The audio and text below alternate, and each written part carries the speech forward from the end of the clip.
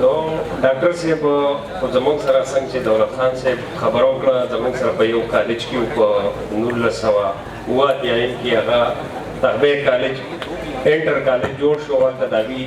بدلي وشوه د مردان پوسټ ګریجویټ کالج نه نو ډېر وخت هلته زموږ سره په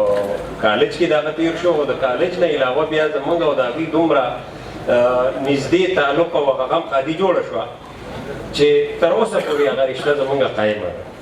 او تر ډېر وخته پورې به داسې و چې موږ به بیا پېښور ته هم یو ځای راتلو نو اکثر سلور سټار کیفۍ کې به ناست وو د پېښور ډېر ملګري به چې کوم دی د هغوی په وجه باندې زموږ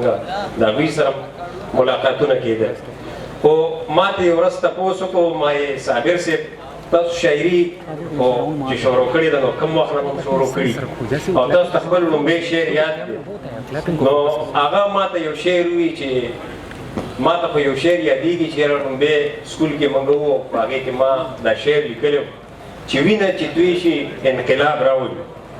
وینه چې توی شي انقلاب راولي مینه انقاده څوک یې نشي نو هغه چونکې دغه یو د هغه لومړی هغه وایي چې دا زما لومبنۍ شاعري ده نورې ډېرې زیاتې خبرې د هغه داسې دي چې په دې وخت کې مشران ناست دي نو هغوی به د هغوی نه به اورو او د هغوی نه به چې کوم دی نو علمي خبرې مو اورو او د هغوی په فن باندې به هم خبرې اورو ځکه چې